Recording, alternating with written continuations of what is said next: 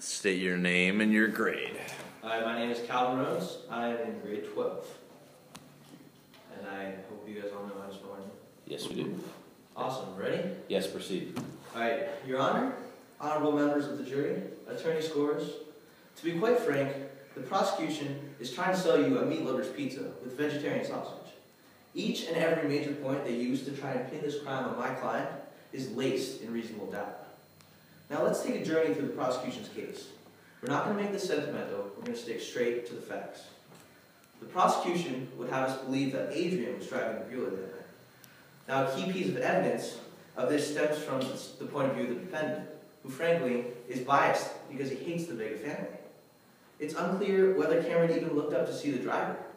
Quinn Liu testifies that Cameron never looked up and was so engrossed in his headphones that he didn't hear the car coming, or didn't even hear Quinn yell, "Look out!" Now, a second key piece of testimony is that Mr. Vega would flip if anyone else drove the Bueller. Adrian must have been in a great mood, and he said he was too excited to drive.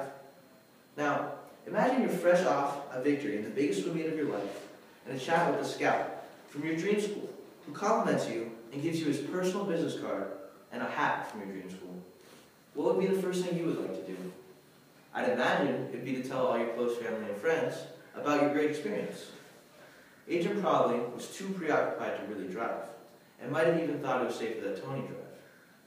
Now, the Vegas only lived about 5 miles from the high school, so Adrian must have thought that such a short drive wouldn't hold any danger. Indeed, Aubrey Fox testified that Tony looked like he was about to drive the car as the two were leaving the meet. Meanwhile, Miss Liu puts the driver wearing a white t-shirt and a cardinal and gold baseball cap, with the glow of a cell phone illuminating the inside of the car. Here too is plenty of reasonable doubt. It was very foggy that night and quite dark. There was only one street light functioning on the intersection. Now Miss Liu was smoking a cigarette, so the smoke might have impaired her vision. The car was moving very quickly, and a black Bueller must have dark windows, making it difficult to see inside. It's quite a feat that Miss Liu was even able to make out a fast black Bueller in the dead of night like she did, let alone see inside the car. Yet even if she did make out the light from the cell phone inside the car, the light from a cell phone is often blue, so a blue light could make a light t-shirt, or a light blue t-shirt even, seem white. Now Tony was wearing a light blue t-shirt. And if a device was indeed on, it might have been Tony's in the driver's seat. He even said that he was using his MP3 player that night. Plus, Adrian says that Tony grabbed Adrian's new University of Los Angeles hat, which makes perfect sense given Tony's jealousy of Adrian's accomplishments earlier that night. Now one more thought about Quinn. Her house is situated on the west side of the street, which is the side that the passenger would have been on in a car going north. For all her perfect vision, how come she never mentions a passenger? It's possible that she mistook the passenger to be a driver in a black car flying past her in the dead of night, of a foggy night. The fact of the matter is, there are too many reasonable scenarios that surround Miss Liu's evidence in reasonable doubt. Now the prosecution would have us believe that even if my client was driving the car, he had to have known about it. Now, I'd like to do a little bit of math for you, which is a bit of a passion of mine. Something called conservation of momentum. So, say this car weighs about 3,500 pounds, which is probably on the light side of, 61 Ford, Arab muscle cars. They're heavy-duty vehicles. And a conservative estimate of the speed of the car is probably going about 40 miles per hour on a civilian road. So the car itself had 140,000 miles per hour amount of momentum. Now Cameron was moving, serious biker, maybe 20 miles per hour. And Cameron and the bike probably weighs about 250 pounds. So that's 5,000 miles per hour pounds of momentum. Now after the collision, momentum must be conserved by Newton's laws.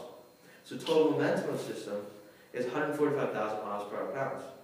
Now Cameron probably flew through the air at a rough estimate of, say, 30 miles per hour. That gives him and the bike a momentum of about 7,500 miles per hour pounds after the collision. That gives 137,500 miles per hour pounds of momentum to be used by the car after the collision. Now, assuming the car weighs the same amount, the resulting velocity is about 39.3 miles per hour. Now, that's a 0.7 mile per hour change on the extreme side of estimates. The actual mile per hour change is probably a little smaller. Now, if you can tell the difference between 39.3 miles per hour and 45 miles per hour, my hat is off to you. But I'm guessing the average human being is not going to be able to tell the difference between the two speeds. It's it's like simply tapping the brakes. Now, to put it simply, you can always tell the difference between vegetarian and real sausage. The burden of proof rests with the prosecution, and they simply have not proved beyond reasonable doubt that my client is guilty. For that, you must find Adrian Vega not guilty. Thank you. All right, it's right at 5 minutes. All right, thank you. Good job. Thank you.